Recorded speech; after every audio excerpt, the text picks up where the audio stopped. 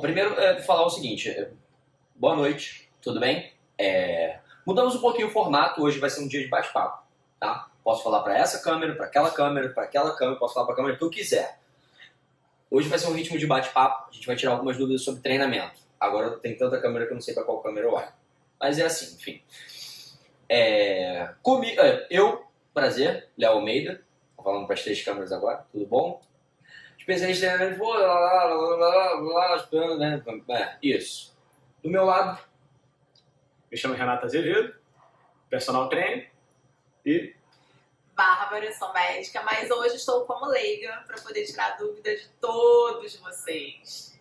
Sim. Vai falar sim, vai falar.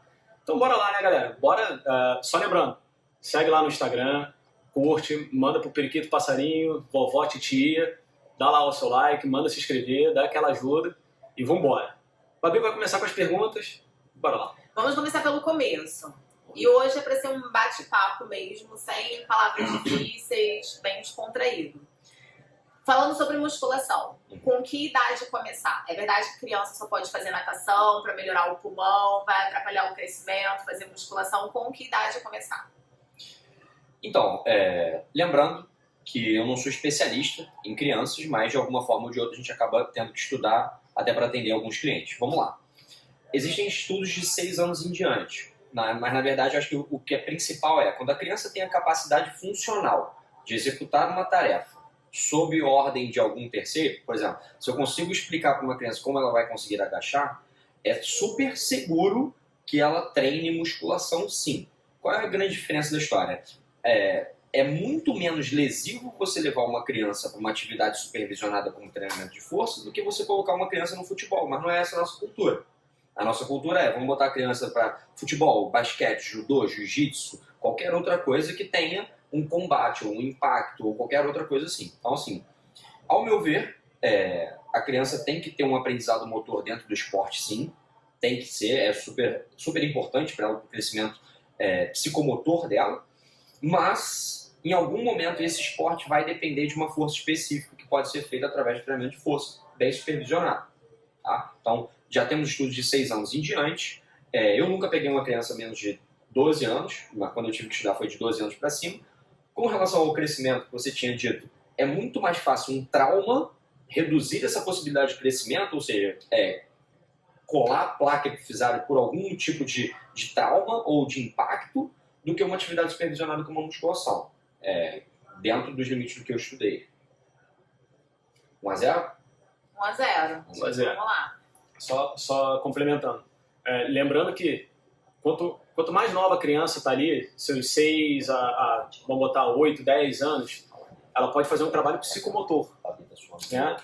Dentro da musculação mesmo, ela pode fazer um trabalho psicomotor com profissionais habilitados. Eu não sou, tá? Eu não trabalho com criança. Para desenvolver o quê? A maturidade, para que a criança possa estar na musculação, para que ela entenda o que é aquele espaço, como se comportar naquele espaço. Né? Obviamente, ela não vai ser inserida numa musculação onde adultos estão em pesos livres e tudo mais, provavelmente vai ser um espaço menor, reduzido, né? Um trabalho resistido de forma diferente, mas ela vai continuar fazendo um trabalho de alguma forma, de força. Né? Não especificamente, como a grande maioria das pessoas devem pensar, toma-lhe carga e vambora. Não é. É tudo devagarzinho. Né? Então, é importante a gente tirar, né, esses certos estigmas, mitos de né? criança só pode fazer, e até idoso também, idoso só pode fazer natação, não pode fazer mais musculação, porque natação não vai ter impacto, né? Mas, hidro, né? Exatamente. Bota na hidro. Eu já fiz algumas aulas de hidro, que eu vou te falar, eu não sei se o professor ficou animado porque eu estava na aula, mas o negócio foi bem complicado de se fazer. Acontece que as pessoas encaram o impacto como algo ruim. Um trauma contra uma superfície sólida. E na água, como você está na água, você não tem impacto, mas tem, né? Tem. Não, mas assim, acho que o principal, quando você citou o do idoso, mudando, né, agora, a gente já falamos sobre crianças, sobre essa quebra de mito que é esse negócio de não crescer, porque não tem essa. Eu pratiquei esporte a vida inteira e vocês viram que eu não cresci tanto assim.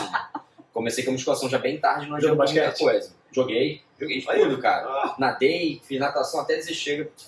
Não era pra ser. Não adianta. Mas aí, vamos lá. Idoso. a tendência de mandar um idoso para uma atividade de baixo impacto depende, obviamente, do nível de lesão que essa pessoa venha a ter, essas coisas todas. Mas, assim, o primordial quanto mais velho você vai ficando, mais você vai perdendo massa magra ao longo do tempo. Isso tem vários fatores. Você também sabe dizer isso muito melhor do que eu.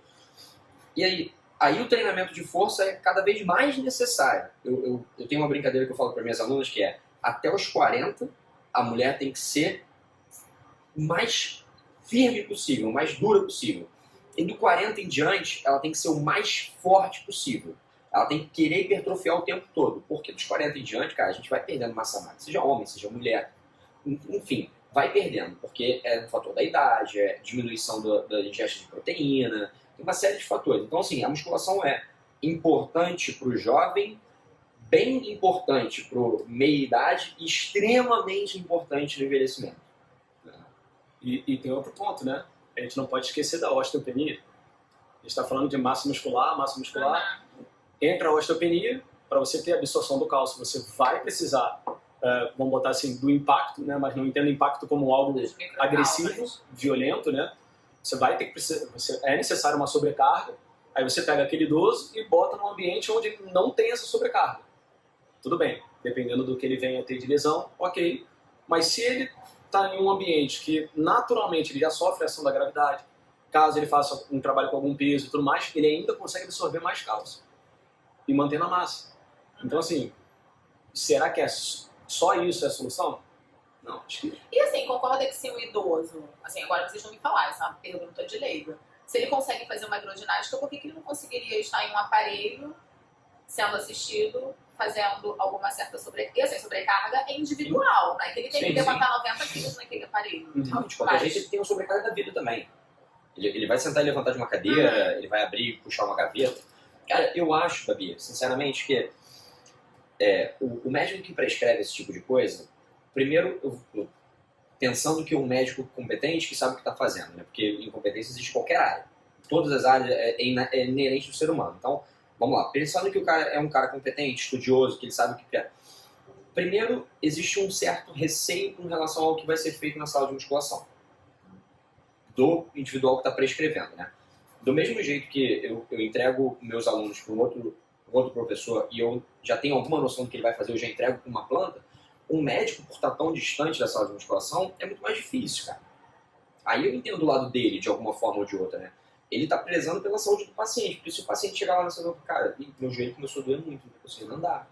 Entendeu? O cara perder funcionalidade por uma sequência de falta de informação entre o médico, entre o professor de educação física, o professor de educação física muitas vezes querendo correr um pouquinho mais, que sabe que aquele cara tem a capacidade, mas não dá, porque ele não tem o lastro de treinamento que deveria ter vindo já de 1800 antigamente.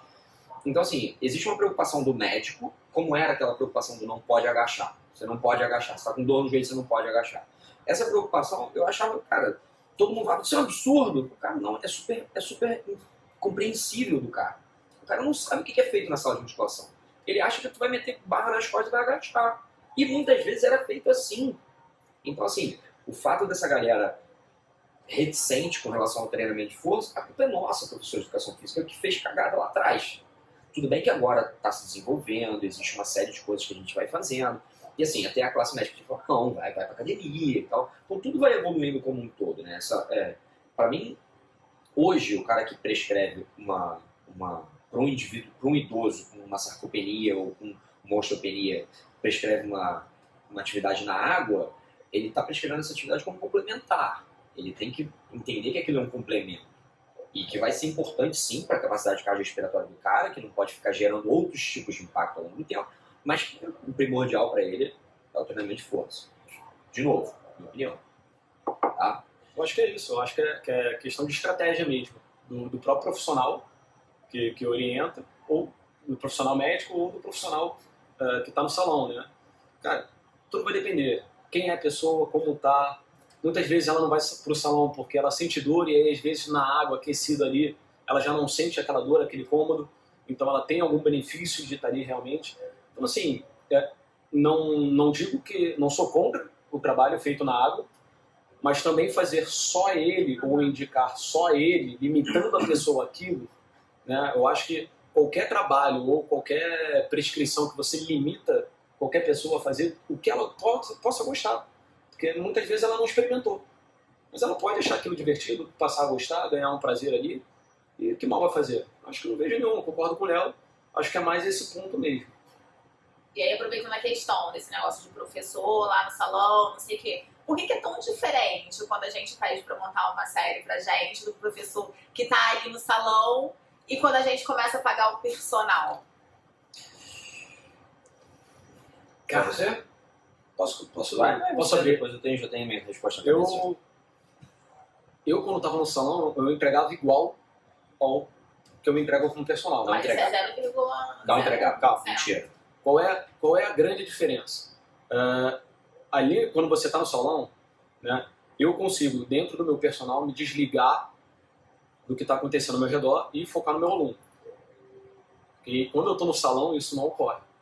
Porque eu posso estar te atendendo no salão, fazendo a mesma prescrição, só que eu continuo atento a tudo que está acontecendo ao redor. Então eu não estou 100% ali com você no seu treinamento. Questão de prescrição é igual. Agora a questão de atenção, de controlar as variáveis e tudo mais, eu já acho totalmente diferente. Então vamos fazer igual, cara. Ela falou prescrição. Você falou prescrição. Não, você falou prescrição. Olha só, vamos lá. Ela falou prescrição. Tudo bem.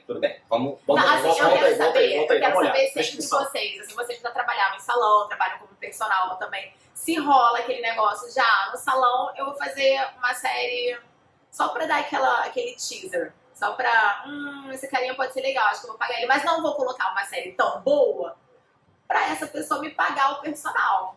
Tá. Entendeu? Entendi, claro que entendi. Aí já mudou. Eu acredito. Minha opinião. Existe isso.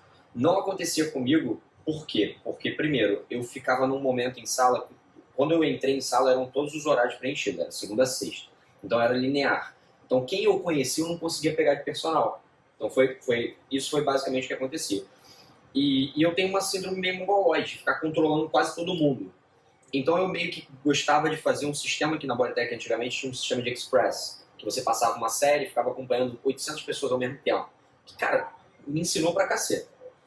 E aí eu conseguia meio que prescrever pra todo mundo em sala e, pô, você vai pra lá, vai pra cá, sei o quê. Parecia um mini maestro em sala. Isso já me deu uma completa diferença. Agora, isso pensando em atendimento. O atendimento, pra mim, é completamente diferente, né? Primeiro que eu estou diretamente com a pessoa e quando eu estou com 80 pessoas diferentes, já muda completamente. Agora, com relação à prescrição especificamente, cara, é completamente diferente de sala. Completamente diferente. Porque em sala eu boto um bloco de número de repetições para você e vou entregar para Deus. Entendeu? E vou entregar para Deus. Vou falar, cara, na minha cabeça está um volume que você vai fazer de 4 séries de 12. E, cara, você treina personal comigo, amigo. Você nunca faz 4 séries de 12. Não tem essa. Porque aí com personal eu trabalho com repetições de reserva. Vamos lá, vamos explicar direitinho. Repetições de reserva, o que é? Eu seleciono uma carga específica para o indivíduo fazer 10 repetições. E aí, ele vai fazer 10 repetições máximas. No caso, só vai aguentar fazer 10. O cara vai fazer, na nona, ele conseguiria fazer a 10ª, para. Ele vai parar, e aí ele vai ter uma repetição de reserva. Ou seja, uma repetição faltando para ele chegar à falha. E quando eu estou no personal, é muito mais fácil eu identificar isso. Eu seleciono uma faixa de repetições, que a pessoa vai poder oscilar lá de 7 a 11, coloco a carga, se no primeiro você executou 10 e eu senti que você ia travar na 11ª, eu mantenho a carga, peço para que na próxima você faça 9, ou talvez você consiga chegar a 10, e aí o nível de prescrição muda, porque, pô, mulher aguenta muito mais rápido voltar, mesmo que você discuta comigo que 40 segundos não é intervalo, a mulher aguenta muito mais fácil voltar do que o homem, e aí tem as peculiaridades, coisas que a gente não consegue fazer em sala. É impossível. E o 3 de 12 vai funcionar para todo mundo? Isso pensando ali naquela prescrição de saúde que a gente geralmente vê, 4 de 12, 3 de 12, não sei o quê. Vai funcionar para todo mundo? Vai, posso citar o Simão? Vai você. Posso citar o Simão, então? Se tu quiser. 3 de 8 funciona para todo mundo, 3 de 10, 3 de 12, mas a literatura, de acordo com o Simão, vai estar ali 3 de 8. E vai funcionar para todo mundo. Vai hipertrofiar. Vai hipertrofiar. Você vai hipertrofiar levantando do sofá e... Aí tem uma coisa legal. Foi ver a altura do sofá? Não, fui ver mesmo dentro. Vale aí lembrar que a gente está no Léo, então a altura do sofá pode ser um pouquinho diferenciada, tá, pessoal? Vai funcionar. A questão é, por quanto tempo vai funcionar? Né? Porque a gente vai adaptar, vai chegar ali e vai parar ali. O que vai mudar no seu treino? Como que você vai conseguir mudar? Aí você vai ter que entrar com outras variáveis. Né? Você vai ter que controlar lá seu tempo de descanso, você vai ter que controlar sua intensidade, que por sinal, treinando no salão sozinho, cara, a intensidade, esquece. Não existe isso, chegar lá pra, sei lá, fazer um supino sozinho, falar, porra, agora eu vou, né, falhar, vou ali, vou... Cara, não vai. Primeiro momento que você pensar que tu vai colar a barra no peito, tu vai falar, cara, parou, chega, não dá, não volta. Tá, mas não fala sobre falha não, porque falha é uma nova É pergunta. uma nova pergunta. Então não faz merda. Ele tá queimando minhas perguntas aqui já. Porque, Mas vamos lá, continua na tua sensação de 3 de 8 lá, que eu tô gostando. Vamos bater papo sobre isso. Mas então, você fica nesse ponto e aí você consegue, né, alterar as variáveis para você conseguir ter algum tipo de melhora ou não.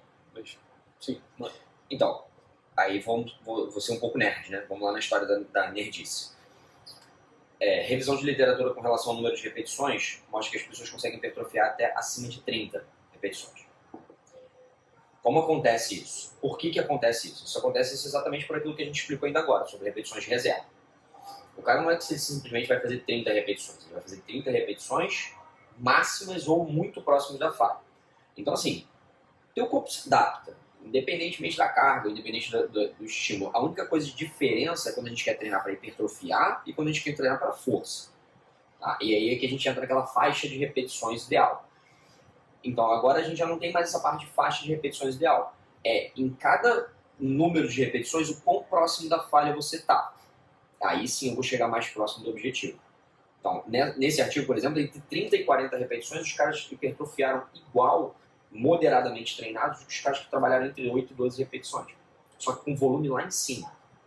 E aí eles geraram mais fadiga, enfim, tiveram uma série de outros problemas advindos disso. Mas, pensando somente na hipertrofia. A hipertrofia foi relativamente igual, salvo a hipertrofia do bíceps, que acabou sendo até maior, com volume maior. Então, tipo assim, o número de repetições hoje não é mais um fator facilmente prescrito, mas é muito difícil para eu na sala de musculação falar pro cara, para 2 repetições antes de falhar.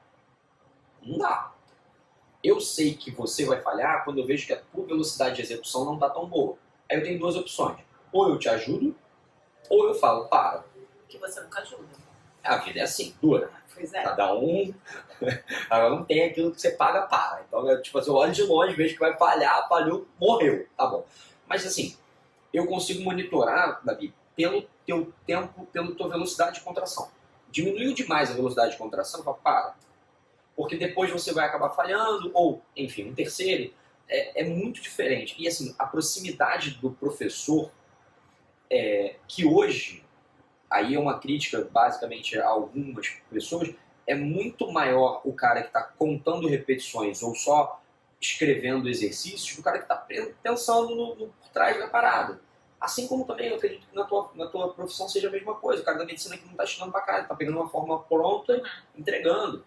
Então, agora temos repetições de reserva, tem mecanismos de... Até vocês vão perguntar aqui, eu já estou olhando que vão perguntar essa caceta, então não vou nem falar sobre o sistema de treinamento. Então, assim, tem uma série de coisas que a gente pode fazer para poder fazer com que o cliente chegue próximo à falha, porém não nela. E aí, quando a gente falar de falha, eu posso... Pode vir pra cá, Lilo, quero. Você tá sentada na beira da cama, caralho. Pronto. Carol já voltou. Pronto. Agora ele tá calmo. E aí, se a gente vamos voltar lá do início, porque agora as pessoas vão ter que treinar direito, né? Porque certo, a gente já proibiu as paradinhas, então agora todo mundo vai ter que saber treinar. Tem polêmica. Vamos voltar lá. Não vamos falar, não. É só um teaser A só. gente pode botar no próximo podcast, só as perguntas pra ela. Dispara. Hoje quem faz as perguntas sou eu. Pode parar. Qual é a diferença? Quem vai precisar daquela série AB, ABC, ABCD, ABCDE? Como que vocês escolhem quando colocar uma coisa e quando colocar outra? Joga um dado. Você vai Se falar. ele aparece. Tem muita gente que faz isso. Não brinca não. Brinca não. Brinca não. Isso é sério, muita gente faz isso. Não brinca. Dói no coração, não tem?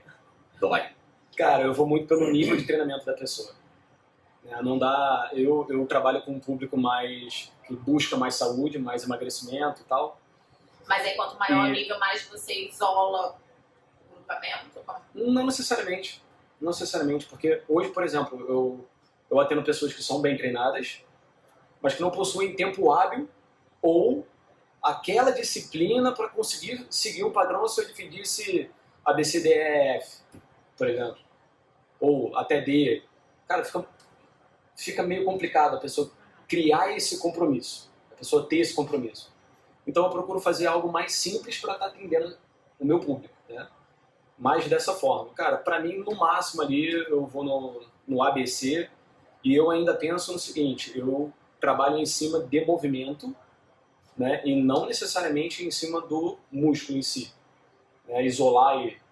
Então eu vou lá, vou prescrever 3 tipos de movimento, né? Empurrar horizontal, puxar horizontal e sei lá, empurrar vertical com os membros inferiores. Cara, né? Fazendo força vertical. Cara, tranquilo, vou prescrever isso num dia, no outro vou mudar e por aí vai. Eu trabalho com os meus clientes dessa forma. Mas o Léo tá mais na musculação, então... Maneiro. Gosto. Eu não. Gosto, mas eu não. Eu não trabalho com várias séries, mas o que acontece? Quando eu atendo meus clientes, é um grupamento. É um grupamento ou um membro. É membro inferior ou membro superior. Não misturo. Se é homem, normalmente eu prefiro treinar um dia específico de perna. Perna sempre do lado. Perna num dia específico, não gosto de botar nada, a não ser tipo costas com deadlift, que aí eu uso tudo de puxadas. Para mulheres, sempre perna. Só perna. Aí eu boto se eu treino 2 vezes na semana, um dia é foco de quadríceps, outro dia é foco posterior de coxa e glúteos. Mas eu sempre separo em focos, né? Vão trabalhar a perna como um todo, e aí foco vai ser, o maior volume vai ser para glúteo, o maior volume vai ser para quadríceps. Porque o que acontece, Gabi? Primeiro, eu penso que assim, eu tenho que dar liberdade pro meu aluno. E aí, se eu treinar perna num dia, vou dar o exemplo seu, se eu te boto para treinar perna na segunda-feira, eu sei que na terça-feira você vai ser obrigado a recuperar um pouco de perna. Então você pode até trabalhar a perna de novo, com volume alto, uma sobrecarga mais baixa. E aí na quarta-feira, às vezes você está recuperado, às vezes não. E aí você pode dar uma folga nessa quarta-feira. Então eu ainda tenho mais 2 dias na semana para treinar perna. Um homem, por exemplo, se eu vou treinar peito na segunda, que é o Dia Internacional do Peitoral, se eu treino peito, eu posso até botar peito e ombro, mas eu não gosto.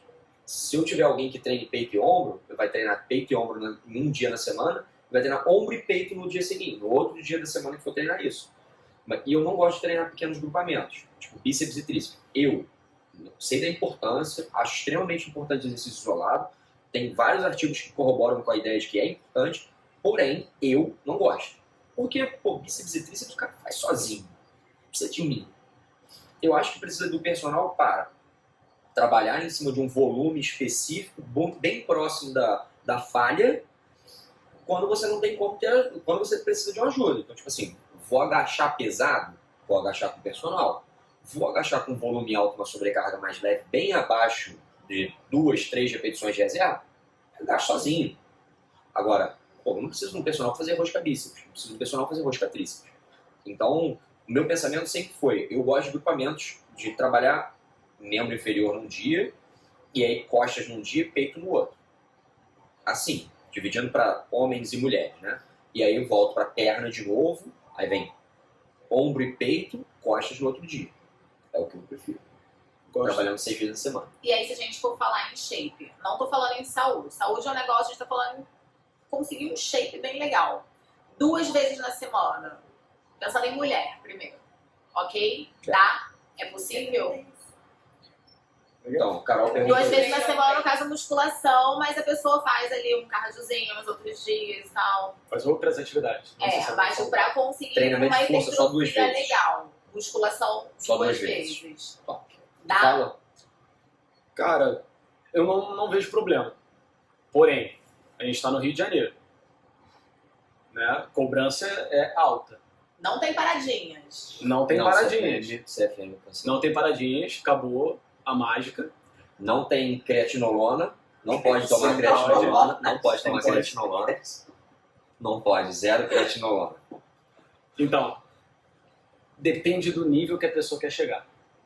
Eu acho que vai chegar um determinado ponto que a pessoa vai parar. Aí ela vai pedir mais um dia. Né? Pensando como Léo, eu vou treinar a perna ali, eu tenho 2 dias, vou treinar a perna por completo. Cara, ou você vai espaçar bastante, porque um dia ali, vamos botar que você faça terça e quinta, né? Ou que você tenha disponível terça e quinta. Você deixar só esse gap de quarta-feira ali, cara, se você treinar bem na terça, na quinta tu não vai estar bem para fazer de novo não. Então você vai ter que programar a tua agenda aí para pelo menos, sei lá, talvez sexta ou sábado você conseguir fazer algo de novo. Né? Treinamento de força.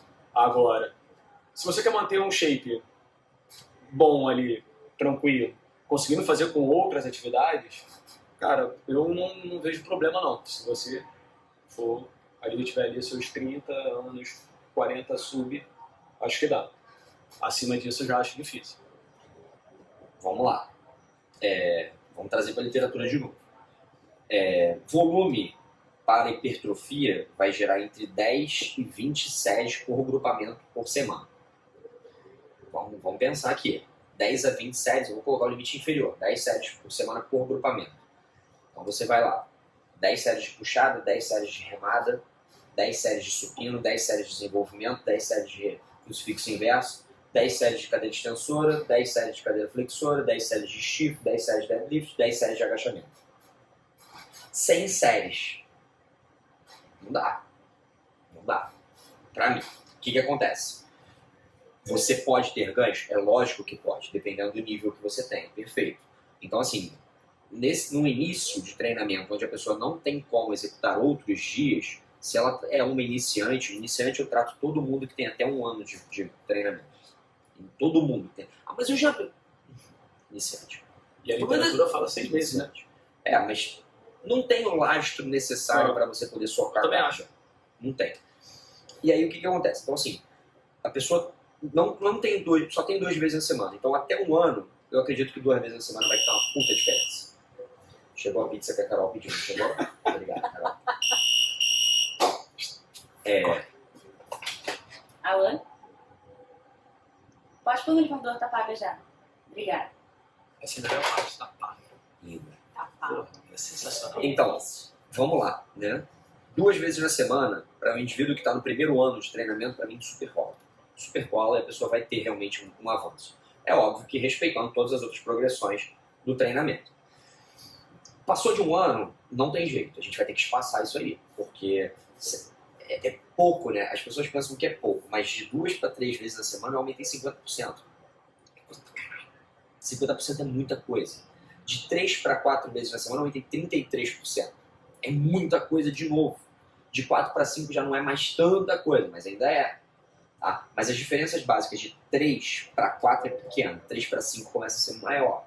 De 2 para 3 é muito grande, porque é exatamente esse 50% percentual. Então, assim, num primeiro ano, para a pessoa que só faz aquilo, tudo bem.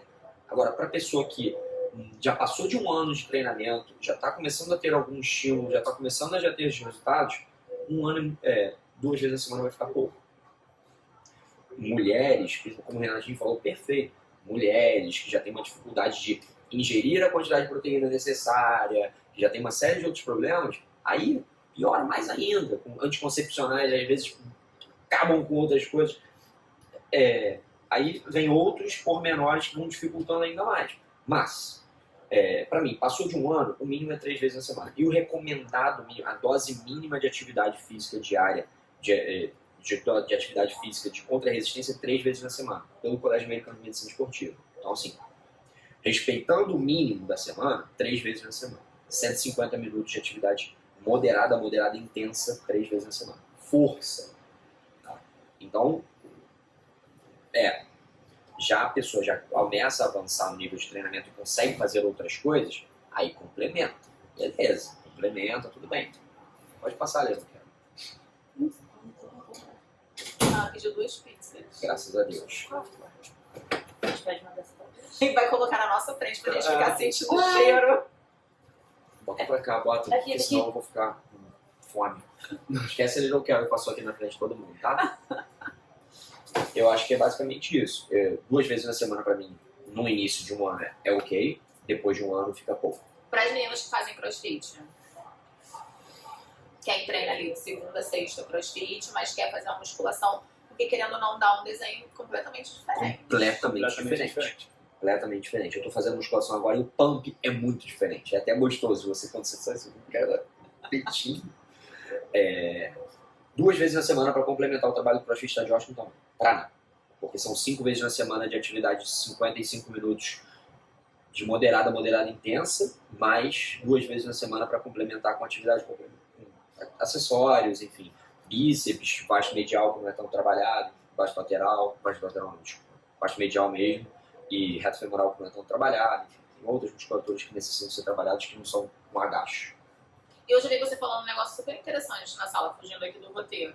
Que você estava falando para as meninas, se você treinou, sei lá, agachamento aqui, você vai fazer mais ou menos o mesmo grupamento ali na musculação, não ficar trocando. E geralmente as pessoas fazem o contrário. Eu percebi esse erro na semana passada. Muita gente saía da sala de treinamento do cross, lá mesmo na Bodytech. Muita gente saía do treinamento do cross, onde a gente tinha um padrão de movimento de agachar, um volume muito alto de agacho. Falei, cara, tô com as pernas muito cansadas, o que eu faço hoje? Virar professor da musculação e professor da musculação, óbvio. Pensando nele assim, no cliente, mas pensando em melhorar a capacidade do cliente, fala, vamos fazer braço. Só que assim, eu fatiguei a perna, a gente vai fazer um complementar de perna. Por quê? Porque no dia seguinte eu vou fazer braço. Faltou aquilo. Falta muitas vezes a informação trocada entre os profissionais e entre o aluno. Entendeu? A culpa não é do professor ali, muito menos do aluno. A culpa é do sistema, que ainda não interagiu de forma correta. Porque é só focar. Aí eu expliquei para ela hoje, focar. Vai para lá, faz o complemento de perna que você necessita.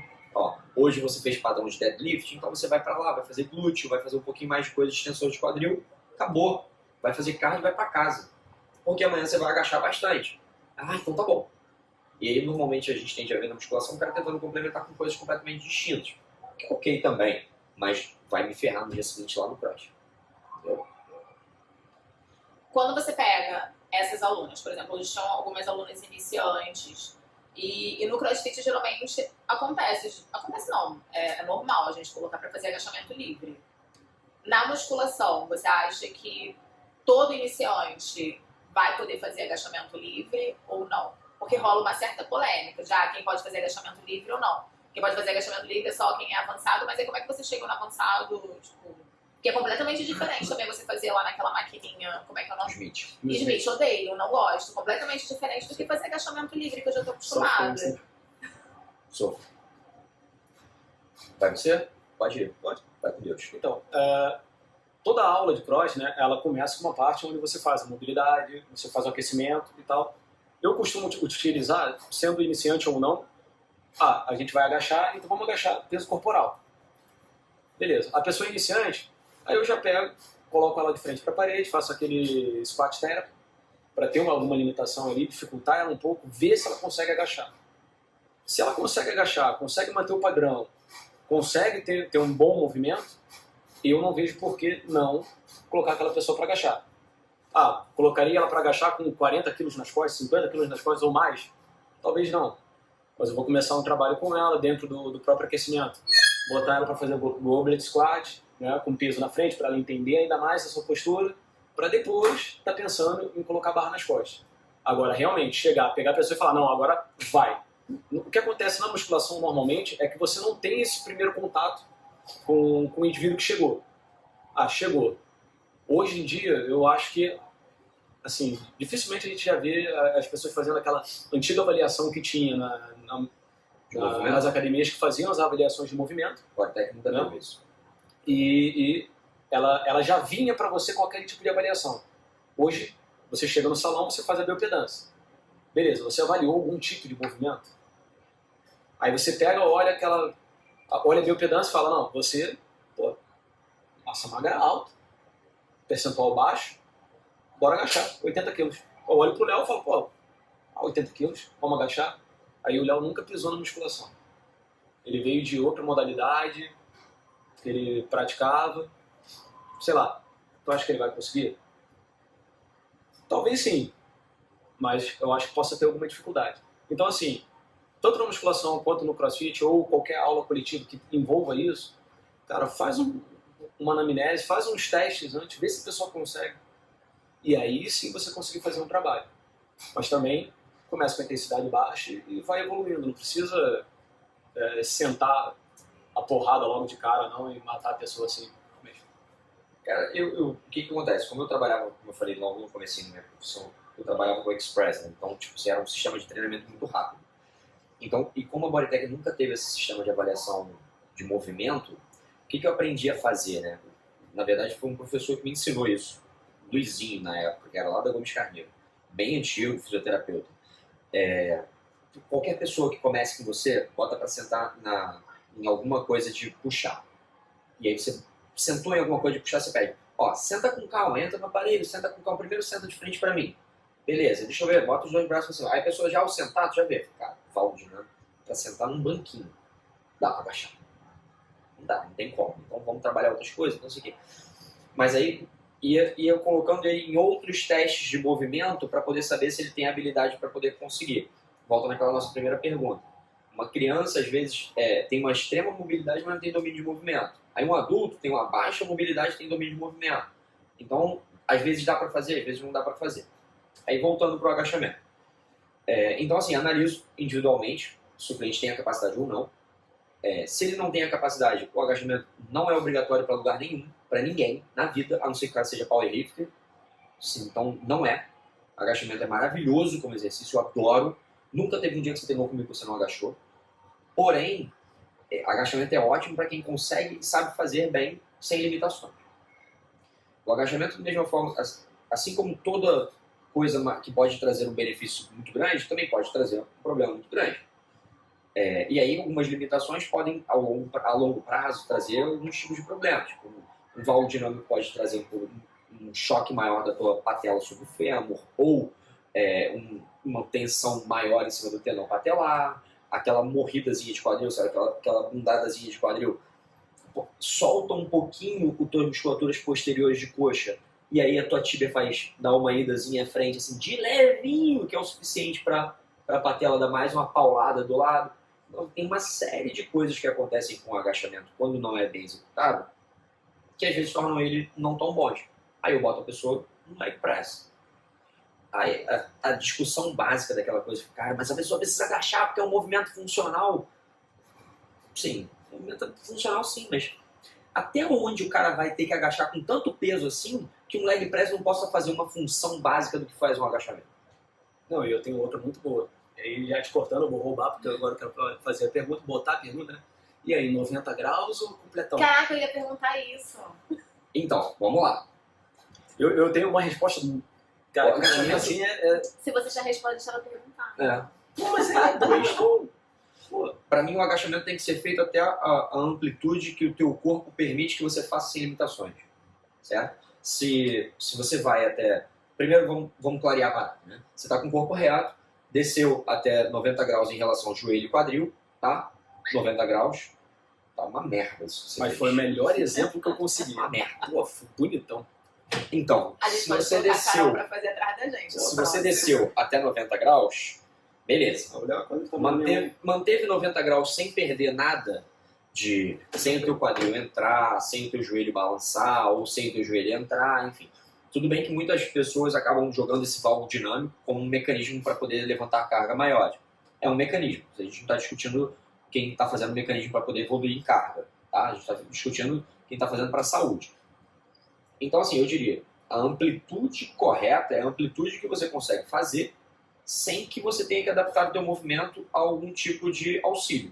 Sem que você morra o quadril, sem que você perca a torácica, sem que você balance com o teu joelho para lá e para cá, sem que você suba teu calcanhar. E aí eu já me adianto logo em vocês. Se você precisar de um auxílio no calcanho, aquela roelinha que eu coloco, um degrauzinho para você poder botar, até 35 milímetros você pode colocar alguma coisa que você não vai ter restrição e vai te liberar de você não exigir tanto dessa mobilidade. Mas, cara, já que a ideia é saúde, trabalha a mobilidade, né? É chato pra caceta, mas é extremamente eficiente. Eu concordo contigo, mas, cara, a resposta que eu daria, né, é quase que irônica. Pô, o pessoal fala tanto de 90 graus, né? Cara, mas, primeiro, 90 graus em relação ao quê? Você já pararam pra pensar nisso? Já. Em relação ao quê? Aí a pessoa começa a agachar, aí o professor, né, ele para ali naquele momento e fica assim. Eu já vi isso acontecer. Cara, Você vê isso acontecer todo Eu dia, imagino a na verdade. Nazaré. Eu imagino a Nazaré, sabe? Tu fica aquela coisa aqui, tá? Aí o professor assim fala, achei 90, é aqui. Eu falo, cara, pô, não. Não, às vezes o cara a pessoa já tá com um tente que vai fazer toda a diferença, não vai ser mais 90. Independente do ângulo ali, cara, não vai ser 90. Aí você olha, bate o olho ali e tu fala, pô, não, aqui foi 90. Aqui, cara, eu tenho certeza. Então aqui é o meu limite. Cara, não dá pra fazer isso dentro de um salão de musculação, você olhar e, não, aqui, biomecanicamente, pô, tá aqui, no laboratório eu acho lindo, na musculação, Aí assim, não dá, o que é maneiro, não que, dá. biomecanicamente falando, em termos de análise de vetor, o maior vetor compressivo em cima da patela é a 90 graus. Quando você está a 90 graus, é exatamente o ponto de maior pressão da patela sobre os côndilos do ferro. Se ela estiver ok, passeando intercondilar, tá lindo. Se ela tiver um mínimo desvio, ou se você não foi perfeito sua vida inteira, existe grande possibilidade dessa patela estar dando uma lambida no E é côndilo. o que a grande maioria dos médicos ainda, infelizmente, prescrevem quando você tem alguma dor no joelho, né? É. Ou manda ficar em repouso, Ou cadeira extensora nos últimos 30 graus. Ou não Exato. agacha. Aí ou acontece. não agacha. Não agacha. Exato. Mas é aquilo que eu falei. A gente volta aquele eu dia entendo antes. essa galera completamente. É isso. Por quê? Porque em algum momento eles viram um profissional de educação física. Nazaré, E aí, malandro, quando ele vê isso, cara, você tá de sacanagem, né? Você tá querendo o quê? E aí, mano, começa o bicho a pegar. Mas enfim, esse é um assunto para outro tipo de fala. Vamos pro próximo. Vamos pro próximo. Vamos falar agora de hip thruster. Que teve uma pequena polêmica. E eu até enviei pra você. Foi, eu vi. Né? Não entendia nada de biomecânica, mas entendia de vetores. Porque afinal, pra quem não sabe, eu fiz faculdade de física antes de fazer medicina. Física não, educação física. E aí, quando eu vi aquela explicação, eu fiquei horrorizada. Não, peraí, tá faltando vários vetores aqui no meio do caminho. Serve pra alguma coisa, não serve pra nada? Como que é? Posso? É superestimado? Então, vamos lá. já que vocês estavam falando antes, vamos responder. Não é superestimado, é um exercício como outro, qualquer, extremamente eficiente para a musculatura do glúteo, porque ele consegue fazer com que o glúteo contraia de forma horizontal, quando, diferente de outros agachamentos, eles contraem num vetor vertical, certo? E assim, o caráter dele se torna mais interessante ainda, por quê?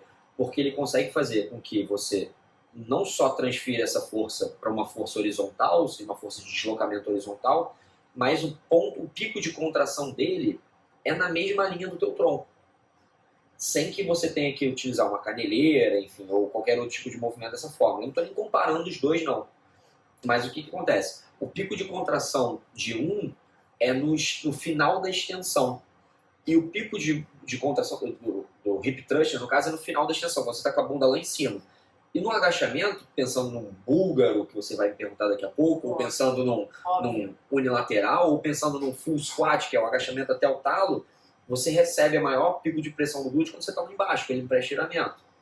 Então, assim, em um você tem o glúteo trabalhando no seu máximo, no máximo do encurtamento, que é quando você está lá em cima do hip thrust. E o outro você tem o glúteo trabalhando no máximo do estiramento. São dois tipos de contração diferentes que, para uma musculatura daquele tamanho, é necessário você trabalhar ela de forma completa. Então, para mim, é primordial tanto que você faz quase E aí na máquina ou na gambiarrazinha? Da barra no chão e a banco atrás? Cientificamente, eu não tenho essa resposta. O que eu pergunto normalmente para meus alunos é o que você se sente mais confortável. E assim, muitas vezes eu não faço nem o que a pessoa se sente mais confortável.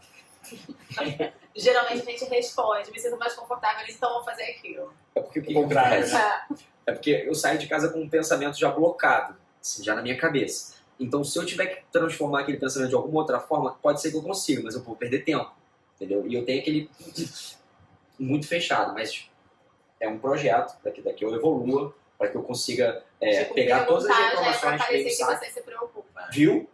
Eu quero pegar todas as reclamações que chegam no saque e colocá-las em prática. É igual aquele videozinho do Reels que também eu te mandei. Qual deles? Tipo, tá confortável, tá pesado? Sim, tá pesado. Foda-se. É tipo mais isso. ou menos isso. Você falou da máquina ou barra livre, né? Cara, eu acho que vai depender muito de qual máquina a gente está falando, de quem está executando, de qual barra a gente está falando Né? Porque, imagina, Babi chega, vamos fazer hip thrust, aí tu pega aquela barrinha montada de 30, chega lá bonitinho, bota a almofadinha com o Babi, toma Babi, é isso, vai. Só que o Babi agacha com 100, fácil. 30 quilos, vai estar pesado pra você, mas pô, vê aquela barra montadinha já, né? Não. Mas Tranquila ali. depende, porque eu já falei que eu não tenho esses músculos aí. Tem alguns músculos que ela Não tem. tenho, gente. Na Não anatomia tenho. do ser humano ela não tem. Ela Não tem, tem. É. É variação anatômica, Deve com ser. certeza. Precisa ser Esse estudado. é um que eu não Precisa ser tenho. estudado. E o outro é o búlgaro.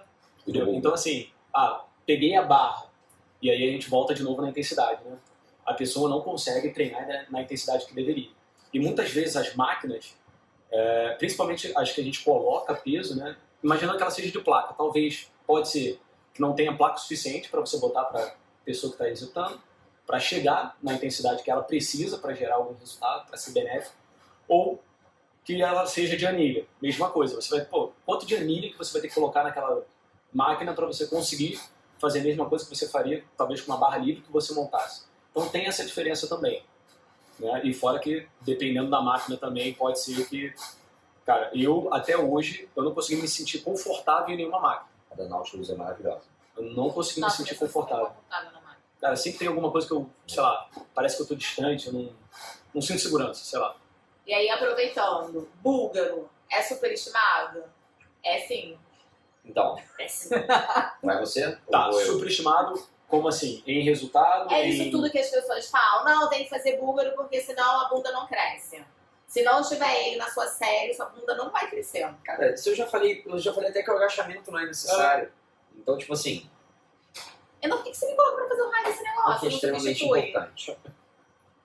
O que acontece? É de necessário é uma coisa, importante é outra. Eu não preciso ir em restaurantes bons toda semana. Pô, mas se eu for é bonzão, né? Então é meio que isso, porque assim, é muito bom. Ele O tem uma exercício superioridade em relação aos outros. Eu não tenho como te dar esses dados. Não tem. Não tenho como te dar esses dados. Mas o que eu tenho como te dar esse dado é o seguinte: o recrutamento de glúteo é muito grande. É muito grande. A situação de te colocar numa situação instável faz com que o teu glúteo ative mais ainda. Aí não se sabe direito por quê. Porque, apesar da instabilidade, pode ser com que essa instabilidade gere uma contração maior, mas não dá para saber se isso vai se transformar numa hipertrofia a longo prazo. Não tem como te dar esse dado. O que eu posso dizer é um exercício com função. É um agachamento unilateral. Então, eu coloco quase sempre a sobrecarga. Quando é grande porque o glúteo é o motor primário do movimento. E glúteo é uma musculatura muito forte. Por mais que em algumas pessoas não achem, a minha bunda não é tão forte. É forte. O glúteo é forte por natureza. Eu não tenho. E o pouco que tem, vai ver com muita força. Então, é um músculo para execução de força. É um músculo potente, é o que vai te acelerar. Então, não adianta você trabalhar ele com uma carga muito leve, tentando executar 863 repetições. O glúteo é para ser trabalhado com uma sobrecarga muito alta. Muitas vezes eu preciso fazer um drop set no búlgaro e você me xinga. Mas a vida é assim. Não tem jeito. Eu tenho que fadigar ele de outras formas. Mesmo que eu não consiga socar carga para você, porque você acaba ficando instável demais, aí eu soco com drop set, por exemplo. Pensa o seguinte, ele está envolvido na marcha, né? Ele está ali o dia inteiro rodando. Ele é extremamente capaz. Rodando. Ele precisa de uma sobrecarga muito grande. Não tem como. Tá, ou seja, não tem como abandonar o búlgaro. Ok. Glória Me a Deus. convenceu. Ter como É, abandonar, todo mundo tem. Você vai abandonar? Não. Por quê? Porque ele nunca... A troca. É simples. Não é? Simples. Foda-se, falou bem, tá certo, é isso. Falou bem, sou obrigado a concordar. Inclinado pra frente ou não? O Algumas búlgaro, meninas fazem inclinadinha pra frente, outras já fazem Para retinha. ter maior Eu, quando ativação de inclino pra glúteo. frente, você fala, para de inclinar pra frente. Para ter maior ativação de glúteo. Não Porque sei, aí vocês me respondam. então, existe a pessoa que vai se inclinar para frente, Isso. pensando que eu vou para estirar a musculatura do glúteo, e existe a pessoa que vai se inclinar para frente para poder tocar a caceta da halter no chão o mais rápido possível, porque vai ficar mais perto do chão. Vira um semi-stiff, vira um meio que Romanian deadlift com stiff com os caralho. Não, aí não. E eu tô Otimizar sentindo que tempo. você Otimizar falando isso com tempo. uma certa crítica, olhando pra mim. Eu É. inclino pra frente, tá mais confortável, Então. na verdade. A ideia básica do búlgaro é que a tua tibia e fíbula estejam basicamente na mesma linha do teu tronco. Então, se você inclinou demais, eu falo, o Babi está inclinando demais. Aí, se você inclinou de menos, o Babi está reta demais. Porque a ideia é que a tua tibia e fíbula no final do teu agacho estejam basicamente paralelos ao teu tronco. Se isso aqui aconteceu, a chance de dar merda é muito pequena. Se isso aqui aconteceu, a chance de... Aí tem alguns problemas envolvidos, né? Ou o teu quadril, você está fazendo isso pensando em, pô, vou pré-estirar mais o meu glúteo para poder fazer com que ele ative mais. Não tem dado científico para te dizer, mas empiricamente eu digo, pode ser que sim. Tá? Porque eu estou juntando um Romanian Deadlift com um Bulgarian, estou fazendo um exercício todo novo lá, todo meu. Entendeu? Mas eu prefiro que a tua mecânica esteja perfeita, você com os 2 halteres na mão, ou enfim, com a barra nas costas, do jeito que for, com um paralelo tronco, paralelo à linha de tibia e fíbula no final, né? Você pode até subir e ficar reto, mas no final do teu agacho vai ter que ser um movimento basicamente assim. E aí, falando em movimentos peculiares, todo daquela pessoa. Cadeira abdutora, em pé. Em pé não, na verdade a pessoa fica não senta no banco, né? Fica meio Semi-sentado, apoiada. Fica semi-sentado. Tipo, não senta, tipo, fica em pezinho, assim, inclinadinha pra frente. Deixa eu E já tem que ter um inclinado pra Vou dar um frente. exemplo. Semi-sentado, sabe o que é? É mulher quando vai em banheiro público. Semi-sentado. Exatamente Não é? isso. Porra. Abdutora, eu quero saber Então, se é tem lógica. abdutora. Então, Porque tem lógica a várias pessoa fazer pessoas isso. fazem assim. Dá super likes no Reels, que eu já vi as pessoas fazendo dessa forma, e tem que ser inclinado pra frente. Tem que ser inclinado. Vai você, garoto. Vai você. Vai você porque eu tenho vontade de quebrar alguma coisa quando eu vejo isso. Cara, de novo, eu parto do princípio cara, alguém pensou, aí foi lá, criou aquele aparelho, né, estudou a mecânica do movimento, foi lá, criou o aparelho para vir um ser e fazer isso. Eu até aceito e entendo a pessoa que talvez fique lá no semi-sentado, mas encostado. Tá? Tem algumas pessoas que vão falar que ativa talvez 30% da fibra mais inclinada. Cara, ok, ainda dá para entender porque não vai ferir tanto. Agora, para que você vai fazer esse pré-estirando para frente? Para que você vai fletir o teu corpo para frente? No máximo, como eu já vi em vídeo, é você prender o cabelo na anilha ou na placa ou algo do gênero. Porque mecanicamente ali eu não vejo um trabalho maior, eu não vejo um estresse maior, eu não vejo uma sobrecarga maior em quem tem que estar trabalhando ali. Não vejo. Sinceramente. Cara, então, isso me irrita profundamente. Ela sabe que isso me irrita de um jeito que me irrita. Mas muito. o inclina não. Não, tudo. Mas aí, o que acontece? Quase tudo me irrita, mas tudo bem. Aí eu falei, bom, eu preciso estudar, porque não é possível. O ser humano não fez isso assim de bobeira. Não é uma coisa louca, assim, do nada o cara resolveu fazer. O que acontece? Aí, antes de estudar, eu falei, vou perguntar para uma das autoras, uma menina que estava fazendo. Lá, falei, por que você está fazendo isso? O problema é que quando eu pergunto esse tipo de coisa, a pessoa já fica, não, calma aí. Não, aí eu falei, não, na boa, não estou querendo criticar, estou querendo saber. Falou, não, então, o glúteo médio, quando o joelho em relação, ou quando o quadril está a 45 graus, ele tem maior ponto de atuação. Eu falei, beleza, ótimo. Se você botar o pé embaixo, aí ela, não, então, é porque quando fica em pé, mais alto assim, foi uma coisa que meu ortopedista mandou eu fazer. Aí eu falei, bom, não faz sentido, mas tudo bem. Mas você tá fazendo bem? Tá sentindo bem? Tô, tá bom, bem. Aí fui lá estudar, vamos lá, 45 graus. Acontece uma ativação igual a outra. Inclusive a ativação de glúteo médio, ela pode ser feita tanto na cadeira abdutora, quando o pé está um pouquinho mais embaixo, já com um quadril a 45 graus. Você não precisa estar em pé, você pode estar sentadinho no banco tranquilo, confortável. Você não precisa estar inclinada para frente, porque isso só vai fazer diferença para o reto femoral, porque ele é o único biarticular da brincadeira que vai ser usado ali. Quando você faz essa abdutora em pé, você está querendo ativar mais ou trabalhar mais o glúteo médio e trabalhar isometricamente o glúteo máximo. Então você está querendo entregar dois negócios no mesmo pacote, né? Então agacha, né? E aí eu entrego quadríceps posterior de coxa, gastrocnêmios, eretores da espinha, abdômen, core, dorsais. Agacha, não é? Estou querendo entregar várias coisas ao mesmo tempo. Mas o que acontece? Não é só o fato da pessoa estar em pé. A pessoa está em pé com o glúteo contraído em isometria. Então o glúteo queima. E aí, quando queimou, é a parada. Então, assim, é compreensível para que eu consiga entender agora que algumas pessoas prescrevam com o pensamento de vou fazer aquela pessoa sentir glúteo, quando ninguém consegue sentir glúteo com algum movimento. Tipo assim, se eu tivesse que educar alguém a sentir glúteo, eu nunca faria isso. Mas eu consigo entender quem faz. Eu não faria. Eu não vou dizer nunca, porque o nunca é muito forte. Mas eu não faria. Tem outras formas de fazer. Mas eu tomar a Deus que o indivíduo que está fazendo isso escolha dessa forma. Não escolheria, tem outras formas, até ponte lateral, isometria de ponte lateral tem mais ativação de glúteo médio do que cadeira abdutora, ou tanto quanto, eu não me lembro direitinho, mas tem esse artigo agora, em 2022. Ativação de glúteo médio pode ser na cadeira abdutora, pode ser na abdução horizontal de quadril, pode ser uma cacetada de formas. Aí, eu não escolheria botar meu cliente numa situação levemente vexatória. Mas se ele está à vontade com isso... back filmagem fica legal, mas na prática... Exatamente. Pô, mas ainda tem complexo, né? Que você faz a abdução com o agachamento. Isso aí também já vi. Mas isso aí não vale a pena citar. Cara, é maneiro. É maneiro de se ver. É maneiro. Rola uma Nazaré aqui violenta.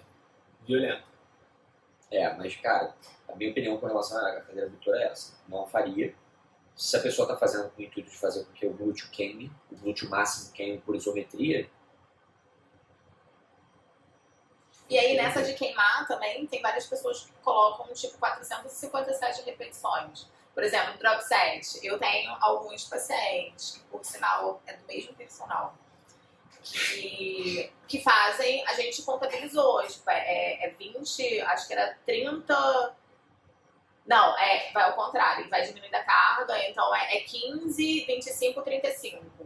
E isso é um aparelho só. Só que ele tem 5 aparelhos para poder fazer. Todos no drop. Exato. Todos. Tudo, um sistema. Tudo drop 7 e 35. Então 35 vezes 5, muitas repetições.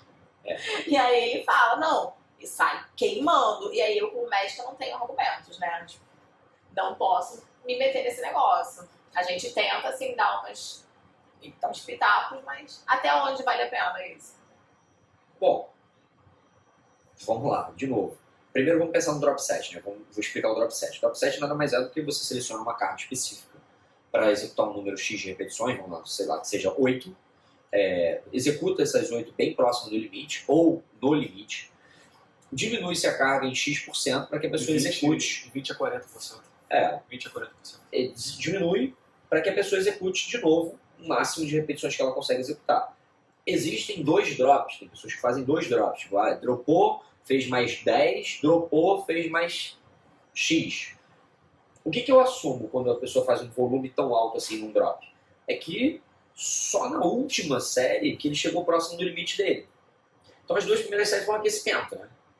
Não serviu de muita coisa. Porque ele está tão longe de falhar, né, de chegar próximo da repetição de reserva, de alguma repetição de reserva, que foi estímulo débil. A gente chama de estímulo débil. E aí na segunda, talvez pelo acúmulo e falta de intervalo, ele comece a chegar num estímulo não tão débil. E na terceira, como está fritando a perna, aí esse estímulo pode ter sido um pouquinho capaz. Agora, é um custo, né, que você envolve, porque o volume fica muito alto. Então, assim, para essa pessoa se recuperar, provavelmente vai demorar muito tempo. E aí? Qual é o legal disso? A pessoa não teve uma sobrecarga, um estímulo tensional tão forte, um estímulo mecano-tensional tão forte, mas teve um estímulo químico muito forte. Foi muito tempo sob aquele nível de tensão. Não seria o que eu faria, nunca li nada na literatura sobre. Mas assim, se o cara pode hipertrofiar até 40, talvez na última série ele possa ter tido alguma coisa. E se sobrou alguma coisa dele das 2 primeiras, o cara pode ter tido alguma coisa. Não faria, acho um volume bizonho, bizarro. Se 15 mais 25 dão 40, mais 35 dão 75 repetições por aparelho. Você já fez 75 repetições comigo treinando. Dentro do mesmo aparelho, dentro do mesmo agacho.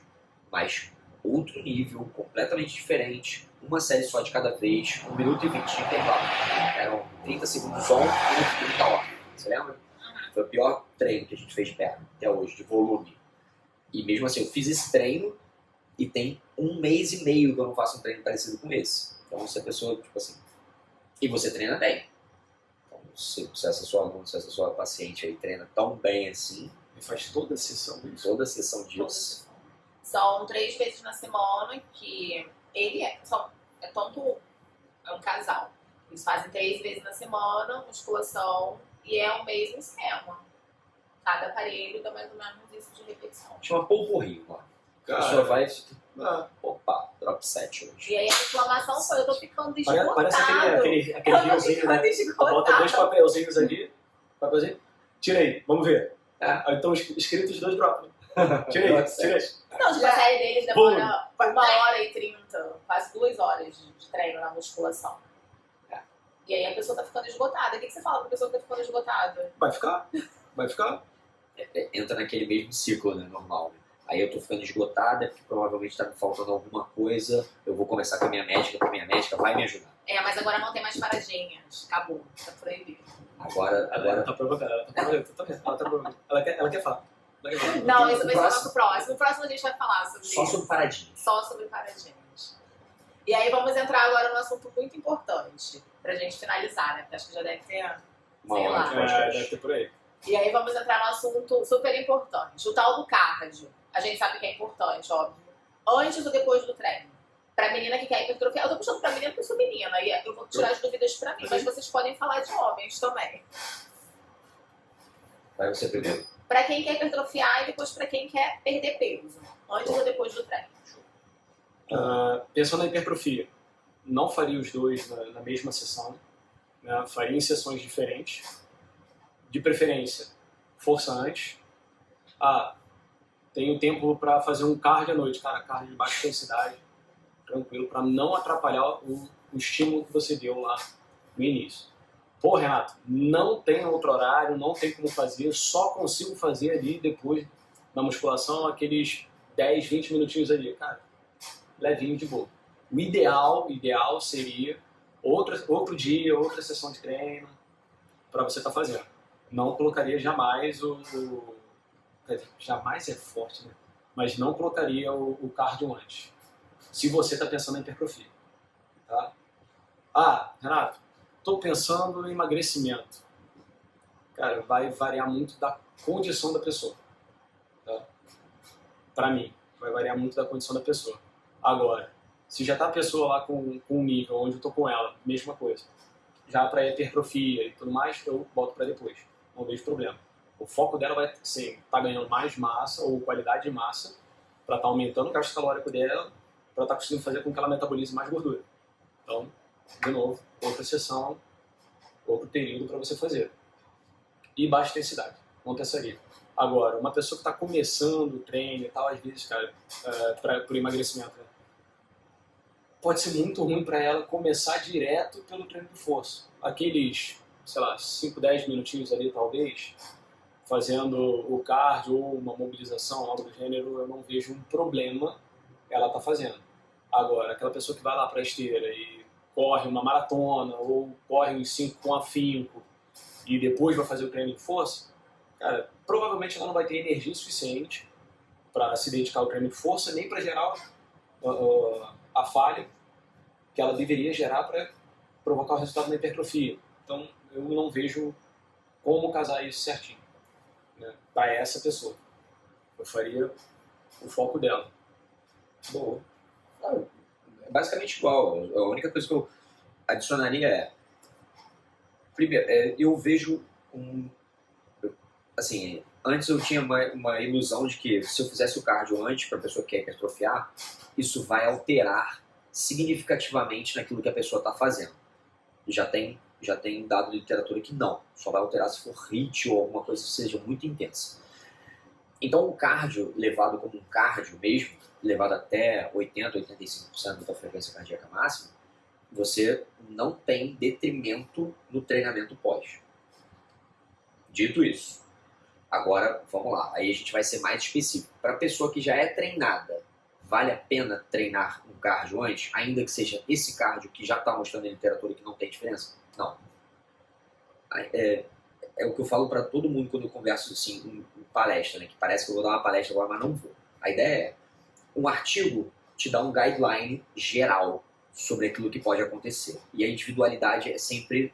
A clínica é soberana e a individualidade é mais ainda. Então, assim, a gente leva para o indivíduo.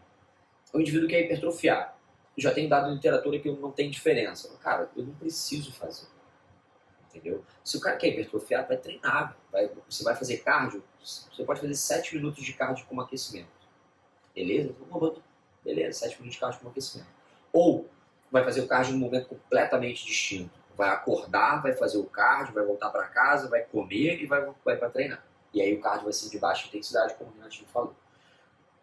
Aí, trocando. Primeiro, hipertrofiou cardio de baixa intensidade. Em algum outro momento do dia, se puder, se não, vai ser pré-treino, a não ser que ele não tenha, que ele tenha tempo que ele possa colocar em outra sessão. Indivíduo iniciante, indivíduo que quer hipertrofiar. Indivíduo que quer hipertrofiar, mas é avançado, vai deslocar esse treino, ainda que a literatura fale que não tem problema. Vai deslocar para outro momento do dia. Vamos lá, indivíduo que quer emagrecer. O cardio não é a figura toda que todo mundo endeusa. Não é o cardio que vai te fazer emagrecer. O que vai te fazer emagrecer é um compêndio calórico negativo, com o somatório do que você gasta. Isso que vai acontecer é aquilo que você come menos o que você gasta. E você só gasta se você tiver a maior quantidade de massa magra. Então, assim, eu não faria um trabalho diferente de cardio para quem quer emagrecer. Eu treinaria força de forma mais intensa, com menos carga, talvez, um estímulo um pouco mais metabólico na musculação. E aí eu faria o cardio do jeito que eu faria o cardio para hipertrofiar, porque na minha visão, o cara que consegue hipertrofiar, ou o cara, a mulher, que vai hipertrofiar mais, vai conseguir ter um déficit calórico maior a longo prazo. Então, não me interessa se ele quer, eu quero emagrecer, eu não vou ficar fazendo musculação. Vai. Eu não quero, então sai. Então vaza, vai pro inferno. Porque não é. A ideia básica é a seguinte: você precisa aumentar o teu nível de gasto de combustível para que depois o combustível que você está entrando seja suficientemente carburado e você consiga ter um déficit. Então, eu não mudo se é para emagrecer, se é para crescer, a não ser que seja para força. Para força eu não faço. Aí eu quero aumentar minha força, então você não vai fazer cardio, você vai treinar força. E aí para treinar força é de altos percentuais de RM, vai trabalhar em 1, 3, 4 repetições máximas, aí não tem por que eu fazer cardio, a não ser que eu preciso fazer alguma coisa. Eu falei, beleza, vai fazer uma caminhada no final de semana. Aí é cardio para diversão, não é para fins. Tops. É isso, né? Tiramos algumas dúvidas, ainda ficaram outras. Várias. Mas o próximo episódio é sobre paradinhas, sobre a resolução do CFM e as paradinhas, como é que as paradinhas ficaram. Eu acho que vale a pena a gente fazer uma coisa. Primeiro, agradecer a todo mundo que ficou até agora, porque foi longo mesmo, e, enfim, foi longo. Vamos pensar se a gente vai dividir esse episódio em 2, que eu acho legal. Acho que vale. Vale a pena dividir em 2. Então, assim, depois a gente faz as cabeças para fazer essas 2 partes, a gente faz as cabeças e divide. E agradecer a Babi, obrigado por ser nossa hostess de hoje, mesmo assim contribuir, colaborar com nós. Você se agradece por isso? Você se agradece. Obrigada, Renatinho. Babi, sempre portas abertas, volte sempre. Voltarei. Prazer. Até porque o próximo são só as O programa é paradinhas. nosso e a gente está aqui e é isso. Porta tá aberta, pode voltar sempre, Voltarei. tá? Fica à vontade. A porta da minha casa está aberta, você pode voltar sempre. Mas eu acho que o importante é isso, galera. A gente está aqui, a ideia é essa mesmo, fazer esse bate-papo tranquilo, leve, fácil de entender, tá? Trazer as dúvidas mais simples e mais complexas, ou a gente torna as simples complexas, né? Fiquei meio... Ao contrário, né? Desse... E assim a gente vai fluindo. É o Ele tá com horário. fome. É o horário, Fome. 10h30, cheiro de pizza. Galera, bom, não deixe de curtir, manda lá pra todo mundo, tá? Dá o seu like, se inscreve e vambora. Tem mais programa por aí, né? Eu gostei desse formato, acho que esse formato pode ser repetido. A gente fica batendo papo, a gente fala sobre os assuntos mais polêmicos, menos polêmicos. O próximo vai ser as paradinhas. Eu acho que vai ser super polêmico.